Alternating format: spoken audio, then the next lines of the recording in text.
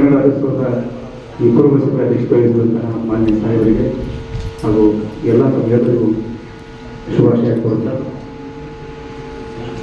ನನ್ನ ಒಂದು ಖುಷಿ ವಿಚಾರ ಏನಂದ್ರೆ 2 ನಿಮಿಷ ಮಾತಾಡ್ತಾರೆ. 75ನೇ ವರ್ಷದ ಆ ಒಂದು ಮಹೋತ್ಸವ ಆಚರಣೆ ಐತಲ್ಲ, ಇಡೀ ರಾಜ್ಯದಲ್ಲಿಯೇ ಎಲ್ಲಿ ಆಗಲಿಲ್ಲ. ತಾವು ತಮ್ಮ ಸ್ವತಃ ಶಾಸಕರ ಹಿತಾಸಕ್ತಿಯಿಂದ ಇದು ಆ ಕಾರ್ಯಕ್ರಮ ಆಗಿದ್ದು ಮಾತ್ರ. ನಾವು ಎಷ್ಟು ಕಾರ್ಯಕ್ರಮ ಮಾಡಿಯೋ ಗೊತ್ತಿಲ್ಲ, ಸೆಕೆಂಡ್ರಿ ಅದು ಆ ಕಾರ್ಯಕ್ರಮ 2 ತಾಲೂಕಿನಲ್ಲಿ ಅದ್ದೂರಿಯಾಗಿದ್ದು, ಆಟಗಳಲ್ಲಿ ಕವಿಗಳ ಒಂದು ಭಾವಚಿತ್ರ ಮೆರವಣಿಗೆ ಆಗಲಿ, 2 ತಾಲೂಕುಗಳಲ್ಲಿ ಸುಮಾರು 1 ರಿಂದ 2 ತಿಂಗಳ ಆ ಕಂಬಗಳಿಗೆ ಆರಿದಂತಹ ಕನ್ನಡದ ಬಾವುಟ ಇಡೀ ರಾಜ್ಯದಲ್ಲಿಯೇ ನಮ್ಮ ತಾಲೂಕಿನಲ್ಲಿ ಅತ್ಯಂತ ವಿಜೃಂಭಣೆ ಆಗ್ಲಿಕ್ಕೆ ಕಾರಣ ಅದಕ್ಕೆ ಶಾಸಕ ಕಾರಣ. ಹಾಗಾಗಿ ನಮ್ಗೆ ಅಭಿನಂದನೆ ಸರ್. ಅದು ನಿರಂತರ 1 ವರ್ಷ ಆಚರಣೆ ಆದ್ಮ್ಯಾಗ ನಾವು ಅದನ್ನ ಮುಕ್ತಾಯ ಮಾಡ್ಬಿಟ್ಟಿದ್ವಿ. ಮತ್ತೆ ಕರೆದು ಸಾಹೇಬ್ ಮತ್ತೆ ಒಳ್ಳೆ ಅದ್ರ ಕನಕದಾಸ ಜಯಂತಿ ದಿವಸ ಅದು ಮುಕ್ತಾಯ ಸಮಾರಂಭ ಮಾಡಿದಂತ ಚೀಟ ಅವೇ ಸಲ್ಲುತ್ತಾ. ಮತ್ತೆ ನೋಡ್ರಿ, ಈಗಾಗಲೂ ಕೂಡ ಸುವರ್ಣ ಮಹೋತ್ಸವ ಏನಿಲ್ಲ, ಪ್ರತಿ ವರ್ಷದಂತೆ ಆಚರಣೆ ಮಾಡಕತ್ತೀವಿ. ಮತ್ತೆ ತಮ್ಮ ಅಧ್ಯಕ್ಷತೆಯಲ್ಲಿ ನಾವು ವರ್ಷ ಯಾಕೆ ಮಾಡ್ತೇವೆ ಅಂದ್ರೆ ನಾವು ಸರ್ಕರಿದ್ರು ಮೀಟಿಂಗ್ ಕರಿದ್ರು, ಮಾತಾಡ್ತೀವಿ, ಮುಗಿಸ್ಬಿಟ್ಟಿದ್ವಿ, ಕಾರ್ಯಕ್ರಮ ಬರ್ತಿದ್ರು. ಈಗ ಮಾತ್ರ ಸಾಹೇಬರು 3 ವರ್ಷ ಮಾತ್ರ ನಿರಂತರವಾಗಿ ತಾವೇ ಸ್ವತಃ ತಮ್ಮ ಹಿತಾಸಕ್ತಿಯಿಂದ ಈ ಕನ್ನಡಕ್ಕೆ ತಮ್ಮದೇ ಆದ ವಿಶೇಷ ಕೊಡುಗೆಯನ್ನು, ಅದು ನಮ್ಮ ಕ್ಷೇತ್ರ, ನಮ್ಮ ರಾಜ್ಯದಲ್ಲಿ ನಮ್ಮ ಕ್ಷೇತ್ರದಲ್ಲಿ ವಿಶೇಷವಾಗಿ ಕಾರ್ಯಕ್ರಮ ಮಾಡಿರ್ತಾರೆ. ಮತ್ತೊಂದು ನನ್ನ ವಿನಂತಿ ಏನಂದ್ರೆ, ಕಾರ್ಯಕ್ರಮ ಇಳ್ಕಲ್ಲಾಗಿ ಮಾಡ್ತೀವಿ, ಈವ್ನಿಂಗ್ ಆದ್ರೆ ಬಹಳ ಚೆನ್ನಾಗಾಗತ್ತೆ. ಅಲ್ಲಾಗ ಹೋದ್ ಬಾರಿ ಸಂಜೆ ಮಾಡಿದ್ವಿ, ಬಹಳ ಚೆನ್ನಾಗಿತ್ತು. ಅದೇ ತರ ಇಲ್ಲಿ ಕೂಡ ಸಾಯಂಕಾಲ ಮಾಡೋಣ. ಮತ್ತೊಂದು ವಿನಂತಿ ಸರ್, ನಮ್ಮ ಇವರು ನಗರಸಭೆ ಬೇರೆ ತಪ್ಪಿಕೋಬಾರ್ದು. 2 ಈ ಬಾರಿ ಕೂಡ ಪ್ರತಿ ವರ್ಷಕ್ಕೆ 1 ತಿಂಗಳು ನಾವು ಆ ಕಂಬಗಳಿಗೆ ಆ ಬಾವುಟವನ್ನು ಕಟ್ಟಿದ ಶ್ರಮ ಜಾಸ್ತಿ ಆಗುತ್ತೆ. ಖರ್ಚು ಕಡಿಮೆ ಐತೆ, ಶ್ರಮ ಜಾಸ್ತಿ ಇದೆ. ಸಾರಿ, ಆದ್ರೆ ಅದನ್ನ ಮಾಡಿದ್ರೆ ಅದು ನಮ್ಮ ಇಡೀ ಸಿಟಿಗೆ, ನಮ್ಮ ಇಲಕರಿಗೆ ಬಹಳಷ್ಟು ಬೆರಗನ್ನ ಹುಡುಗರು ಬಹಳಷ್ಟು ಬೆರಗನ್ನು ಕೊಡುತ್ತೆ. ಅಲ್ಲಿ ನಮ್ಮ ಕನ್ನಡ ಕಂಪನಿ ಬೀಳಲಿಕ್ಕೆ ಸಾಧ್ಯ ಆಗುತ್ತೆ. ಅದೊಂದು ನನ್ನ ವೈಯಕ್ತಿಕ ಒಂದು ವಿಚಾರ ಅಂತ ಹೇಳ್ತಾ, ಅದ್ರ ಜೊತೆಗೆ ನಾವು ವಹಿಸಿದಂತ ಎಲ್ಲ ಕಾರ್ಯವನ್ನ ನಾವು ಅಚ್ಚುಕಟ್ಟಾಗಿ ಮಾಡ್ತೀವಿ ಅಂತ ಹೇಳಿ ನಾನು 2 ಮಾತು ಪಲ್ಲಕ್ಕಿಯನ್ನು ತಿಳ್ಕೊಳ್ತಾ ಇದ್ದೀನಿ.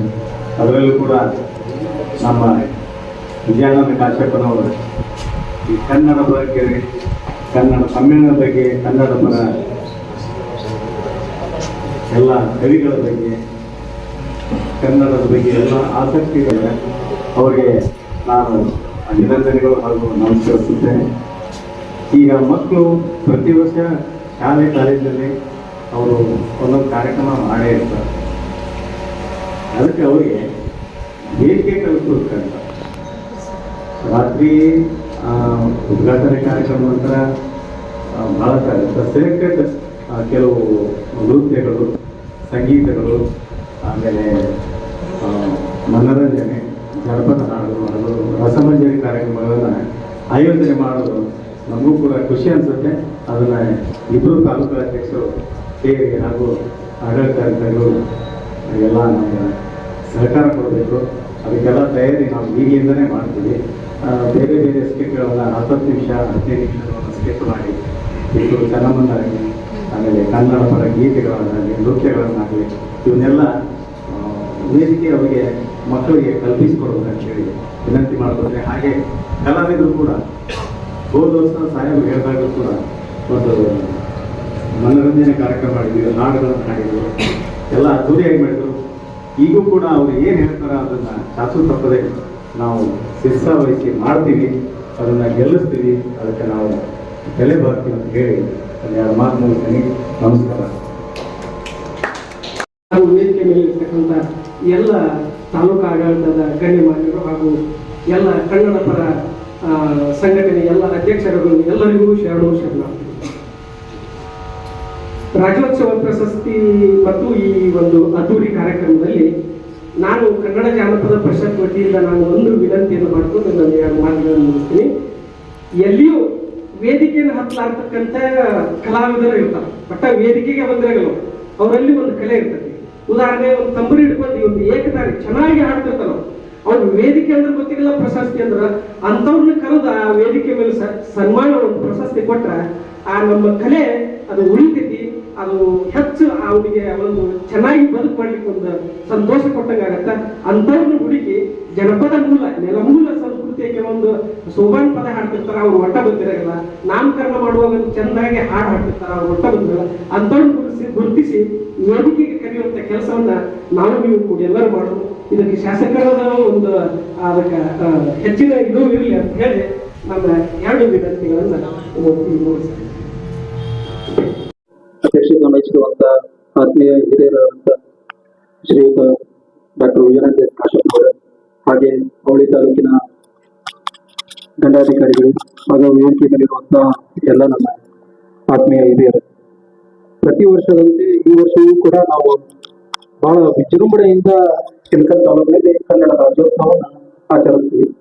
ನಾನು ಚಿಕ್ಕವನಿದ್ದವನಿಂದ ನೋಡ್ತಾ ಬಂದರೆ ಇತ್ತೀಚೆಗೆ 3 ವರ್ಷಗಳಲ್ಲಿ ನನ್ನ ಸಂಘಟನೆಯ ಜೊತೆಗೆ ಕೆಲಸ ಮಾಡ್ಕೊಂತ ಬಂದಿದ್ದಲ್ಲಿ ಇತ್ತೀಚೆಗೆ 3 ವರ್ಷಗಳಲ್ಲಿ ನಮ್ಮ ಶಾಸಕರ ಒಂದು ಅಧ್ಯಕ್ಷತೆಯಲ್ಲಿ ಎಷ್ಟರ ಮಟ್ಟಿಗೆ ಕನ್ನಡ ಭಾಷೆಯ ಮೇಲೆ ಅಭಿಮಾನ ಉಂಟುಮಾಡಿದೆ ಅಂದ್ರೆ ಇಳಕಲ್ ನಗರದಲ್ಲಿ ಬಹಳಷ್ಟು ಜನರಿಗೆ ಕೂಡ ನವೆಂಬರ್ ಅಂತ ತಕ್ಷಣ ಕೆಲವೊಂದಿಷ್ಟು ಜನ ಅಷ್ಟೇ ಬರ್ತಿದ್ರು ಅವಾಗ ಪೂರ್ವ ಸಭೆಗೆ. ಈ ಸಾಹೇಬರ ಅಧ್ಯಕ್ಷತೆ ಮೇಲೆ ಸಾಕಷ್ಟು ಜನ ಮತ್ತೆ ಹೆಚ್ಚಿಗೆ ಸಂಘಟನೆ ಈ ಕನ್ನಡ ಪರ ಹೋರಾಟ ಸಂಘಟನೆಗಳಾಗಿರ್ಬೋದು, ಉಳಿದಂತ ಸಂಘಟನೆಗಳಾಗಿರ್ಬೋದು ಅತಿ ಹೆಚ್ಚು ಜನ ಬರೋದು.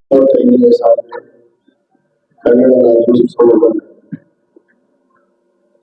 ಒಂದು ತಾಲೂಕಿನಲ್ಲಿ ನಡೆಯುವಂತ ಈ ಒಂದು ವಿಶೇಷ ಕಾರ್ಯಕ್ರಮ ಕನ್ನಡ ಬಹಳಷ್ಟು ನಮ್ಮ ಅನೇಕ ಅಧಿಕಾರಿಗಳು ಸಂಘಟನೆ ಪರವಾಗಿ ಇಲ್ಲಿ ಮಾತನಾಡುವಂತ ಸಂದರ್ಭದಲ್ಲಿ ನಾವು ಸುವರ್ಣ ಮಹೋತ್ಸವವನ್ನು ಮಾಡಿದ್ವಿ. 50 ವರ್ಷದ ಇವತ್ತು 50 ವರ್ಷದ ಸುವರ್ಣ ಮಹೋತ್ಸವದ ಕನ್ನಡ ರಾಜ್ಯೋತ್ಸವವನ್ನ ಮಾಡಿದ್ದು ನಮ್ಮ ಕರ್ನಾಟಕ ಸರ್ಕಾರದ ಮಾನ್ಯ ಮುಖ್ಯಮಂತ್ರಿಗಳಾದ ಸನ್ಮಾನ್ಯ ಸಿದ್ದರಾಮಯ್ಯ. ಬಹುತೇಕ ಈ ಒಂದು ಸಂದರ್ಭದಲ್ಲಿ ಈ ಒಂದು ಪೂರ್ವಭಾವಿ ಸಭೆಯಲ್ಲಿ ಪಾಲ್ಗೊಳ್ಳುವಂತ ನಮ್ಮೆಲ್ಲರ ಪರವಾಗಿ ನಮ್ಮ ಉಭಯ ತಾಲೂಕಿನ ಜಿಲ್ಲಾಧಿಕಾರಿಗಳ ಪರವಾಗಿ ನಮ್ಮ ಮಾನ್ಯ ಮುಖ್ಯಮಂತ್ರಿಗಳಿಗೆ ವಿಶೇಷವಾದ ಯಾಕಂದ್ರೆ 50 ವರ್ಷಕ್ಕೆ ಆಗಿತ್ತು. ಮೊದಲ 50 ವರ್ಷಕ್ಕೆ ಮಾಡಿದ್ರೆ ನಾವು 51 ವರ್ಷಕ್ಕೆ ಮಾಡಿದ್ವಿ. ಯಾಕಂದ್ರೆ 50 ವರ್ಷಕ್ಕೆ ಹಿಂದೆ ಸರ್ಕಾರ ಮಾಡಲಿಲ್ಲ. ಆಗ ನಮ್ಮ ಮುಖ್ಯಮಂತ್ರಿಗಳು ಎಷ್ಟು 1 ವರ್ಷ ಆದ್ರೂ ಕೂಡ ಕನ್ನಡ ಬಗ್ಗೆ ಅವ್ರಿಗಿರುವಂತಹ ಭಾವ ಅಭಿಮಾನ, ಅವರ ರುಜುವು ಕೂಡ, ಅವರ ಸಿಗ್ನೇಚರ್ ಕೂಡ ಕನ್ನಡದಲ್ಲೇ ಮಾಡ್ತಾರೆ. ಇವತ್ತವರೆಗೂ ಎಲ್ಲಾ ಇಲಾಖೆ ಅಧಿಕಾರಿಗಳಿಗೆ ಕನ್ನಡದಲ್ಲೇ ಫೈಲನ್ನು ಕಳಿಸ್ಬೇಕು ಅಂತೇಳಿ ಕಡ್ಡಾಯವಾಗಿ ಆದೇಶ ಮಾಡುವಂತ ಮುಖ್ಯಮಂತ್ರಿ ಯಾರಾದ್ರಿಂದ ಅದು ಸ್ವಲ್ಪ ಸನ್ಮಾನ್ಯ ಮುಖ್ಯಮಂತ್ರಿ. ಇದು ಹೊಗಳುವಂತ ಮಾತಲ್ಲ, ಸತ್ಯವನ್ನು ಹೇಳಬೇಕಾಗುತ್ತೆ. ಯಾಕಂದ್ರೆ 50 ವರ್ಷದ ಸಂಭ್ರಮ ಕಾರ್ಯಕ್ರಮವನ್ನು ಮಾಡಬೇಕಾಗಿತ್ತು. ಸರ್ಕಾರ ಮಾಡಲಿರುವ ಕಾರಣ ನಮ್ಮ ಮುಖ್ಯಮಂತ್ರಿಗಳು ಹೆಚ್ಚುವನ್ನ ಇವತ್ತು ತೆಗೆದುಕೊಂಡು 1 ವರ್ಷ ಪೂರ್ಣ ನಿರಂತರವಾಗಿ 1 ವರ್ಷ ಪೂರ್ಣ ಕನ್ನಡ ರಾಜ್ಯೋತ್ಸವವನ್ನ ನಾವಿವತ್ತು ಆಚರಣೆ ಮಾಡಿದ್ದು ನಮಗೆಲ್ಲ ಬಂದಿದೆ. ನನ್ನ ವೈಯಕ್ತಿಕವಾಗಿ ಕೂಡ ನಾವು ಕನ್ನಡ ನಾಡಿನಲ್ಲಿ ಜನಿಸಿದ್ವಿ, ಭಾರತ ದೇಶದಲ್ಲಿ ಕನ್ನಡ ನಾಡಿನಲ್ಲಿ ಜನಿಸಿದ್ವಿ. ಮೊದಲು ನಮ್ಮ ಭಾಷೆಯ ಅಭಿಮಾನ, ನಮ್ಮ ನಾಡಿನ ಅಭಿಮಾನ, ದೇಶ ಅಭಿಮಾನ ಯಾರೇ ಇಲ್ಲೋ ಜನಪ್ರತಿನಿಧಿಗಳಾಗಿ ಇವತ್ತು ಸಾರ್ವಜನಿಕರಾಗಿ ಒಟ್ಟು ಆ ನಾಡಿನಲ್ಲಿ ಜನಿಸಿದಂತ ಪ್ರಜೆಗಳು ಇದು ಕಡ್ಡಾಯವಾಗಿ ಅಭಿಮಾನ ಇದ್ದಾಗ ಆ ಭಾಷೆಗೆ ಗೌರವ ಸ್ಥಾನಮಾನ ಸಿಗೋದಕ್ಕೆ ಸಾಧ್ಯ.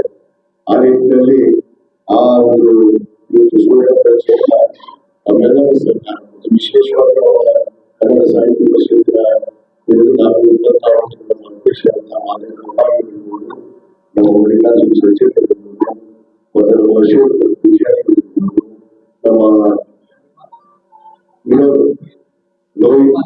ಲೋಹಿತ್ ಮಾರ್ಗೇವ್ ಇರ್ಬೋದು, ಮತ್ತು ಎಲ್ಲರೂ ಒಳಗೊಂಡಂತೆ ನಮ್ಮ ಅಧಿಕಾರಿಗಳು, ನಮ್ಮ ತಾಲೂಕಿನ ಅಧಿಕಾರಿಗಳು, ಎಲ್ಲ ನಗರಸಭೆ, ಪುರಸಭೆ ಎಲ್ಲ ಅಧಿಕಾರಿಗಳು ಕೂಡ ಸಂಭ್ರಮದಿಂದ ಆ ಸುವರ್ಣ ಮಹೋತ್ಸವವನ್ನು ಮಾಡಿದ್ದಕ್ಕೆ ನಾನು ವೈಯಕ್ತಿಕವಾಗಿ ಅವರಿಗೂ ಕೂಡ ಈ ಸಂದರ್ಭದಲ್ಲಿ ಅಭಿನಂದನೆಯನ್ನು ಸಲ್ಲಿಸ್ತೇನೆ. ಯಾಕಂದ್ರೆ ಎಲ್ಲರೂ ಕೂಡ ಕಡ್ಡಾಯವಾಗಿ ನಿಂತು ಆ ಆಚರಣೆಯನ್ನು ಬಹಳ ಯಶಸ್ವಿಯಾಗಿ ಆ ವರ್ಷ ನಾವು ಆಚರಣೆಯನ್ನು ಮಾಡಿದ್ವಿ. ಅದೇ ರೀತಿ ಈ ವರ್ಷ ಕೂಡ ಇವತ್ತು ಸುವರ್ಣ ಮಹೋತ್ಸವವನ್ನು ಮಾಡಿದ್ದೀವಿ. ಮಾಡಿದ್ದು ಕೈಗೊಳ್ಳುವಂಥದ್ದು ಆಗಬಾರ್ದು. ಪ್ರತಿ ವರ್ಷ ನಾವು ಮಾಡಬೇಕಾಗ್ತದೆ. ಆಡಳಿತವನ್ನ ನಾವು ಪಾಲನೆ ಮಾಡಲೇಬೇಕು. ಅಲ್ಲಿಂದಲೇ ಇವತ್ತೇನು ಈ ಮೂರುವರೆ ಸಭೆ ಕಾರಣ ದಂಡಾಧಿಕಾರಿಗಳು ಪ್ರತಿ ಬೇರೆಯವರು ಮತ್ತು ನೇಮಕ ವ್ಯವಸ್ಥೆ ಎಲ್ಲ ನಮ್ಮ ಅಧಿಕಾರಿಗಳು ಮತ್ತು ನಮ್ಮ ನಗರಸಭೆ ನಿರ್ದೇಶಕರಾದ ಸುಧಾರಣೆ ಸಂಘಗಳು ಈ ವರ್ಷ ಕೂಡ ಬಹಳ ವಿಶಿಷ್ಟವಾಗಿ ವಿವೇಕಾನಂದ ಒಂದು ಕಾರ್ಯಕ್ರಮವನ್ನು ನಮ್ಮ ಇಲ್ಕಲ್ಲೇ ಬಹಳ ಈಗಾಗಲೇ ನಮ್ಮ ಸಲಹೆಗಳಿಗೆ ನಾವು ಒಪ್ಪಿಕೊಂಡಿದ್ದೇವೆ. ಅದು ಇಲ್ಕಲ್ಲೇ ಬಹಳ ಅದ್ಭುತವಾಗಿ ಆಚರಣೆ ಮಾಡೋದನ್ನು ಮತ್ತು ಅನೇಕ ಸಂಘಟನೆಗಳು ನಾವು ಬಹಳ ಉತ್ತಮವಾದ ಸಲಹೆಗಳನ್ನು ನಾವು ಕೊಟ್ಟಿದ್ದೇವೆ. ಆ ಸಲಹೆಗಳಂತೆ ನಾವು ಎಲ್ಲ ರೀತಿ ಸಾಂಸ್ಕೃತಿಕ ಕಾರ್ಯಕ್ರಮ ಆಗಿರ್ಬೋದು, ಈ ಮಕ್ಕಳ ಒಂದು ಕಾರ್ಯಕ್ರಮ ಆಗಿರ್ಬೋದು ಮತ್ತು ತಾಲೂಕಲ್ಲಿ ವಿವಿಧ ಕ್ಷೇತ್ರಗಳಲ್ಲಿ ತಮ್ಮದೇ ಆದ ಸಾಧನೆ ಮಾಡಿರುತ್ತಾರೆ. ಅದು ಜಾನಪದ ಸಾಹಿತ್ಯ ಆಗಿರ್ಬೋದು, ನಮ್ಮ ಗ್ರಾಮೀಣದಲ್ಲಿ ಅನೇಕ ಈ ಸೌಹಾರ್ದ ಆಗಿರ್ಬೋದು, ಬಹಳಷ್ಟು ಕಡೆಯಿಂದ ಈ ಆ ಸಾಹಿತ್ಯ ಅನ್ನ ಉಳಿಸಿ ಬೆಳೆಸುವಂತ ಕೆಲಸ ಈ ಬಾರಿ ಆಗಬೇಕು. ಅದಕ್ಕೆ ಆ ಕಾರ್ಯವನ್ನ ಬಹುತೇಕ ನಮ್ಮ ಕನ್ನಡ ಸಾಹಿತ್ಯ ಪರಿಷತ್ನ ಅಧ್ಯಕ್ಷರ ಜವಾಬ್ದಾರಿ ತಗೊಂಡು ಮಾಡಿಸುತ್ತಾರೆ.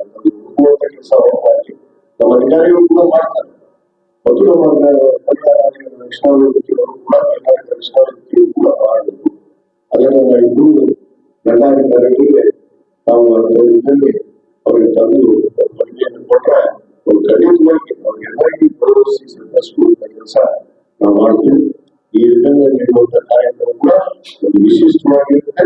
ಒಂದು ವಿಶೇಷವಾಗಿ ಆಚರಣೆಯನ್ನು ಮಾಡೋಣ ಅನ್ನೋ ಮಾತನ್ನ ಮತ್ತೊಂದು ಎಲ್ಲರೂ ಹೇಳಿ ಈ ಪೂರ್ವ ಸಭೆಗೆ ನಾವೆಲ್ಲರೂ ಆಚರಿಸಿ ಮಾರ್ಗದ ಸ್ನೇಹಿತರು ನಮ್ಮ ಎಲ್ಲ ಸಂಘದ ಅಧ್ಯಕ್ಷರು ಕನ್ನಡ ಸಾಹಿತ್ಯ ಪರಿಷತ್ತಿನ ಅಧ್ಯಕ್ಷರು ಎಲ್ಲ ಕನ್ನಡ ಸಂಘಟನೆಗಳಿಗೆ